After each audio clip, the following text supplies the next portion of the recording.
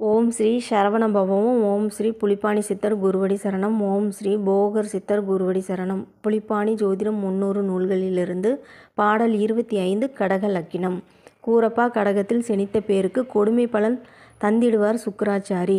வாரப்பா வரம் பெற்ற இந்திர சித்து வகைமடிப்பாய் மாண்டானே வெள்ளியாளே. சீரப்பா திரிகோணம் மறிந்து நிற்க சிவசிவா செம்பொன்னும் ரதங்களுண்டு.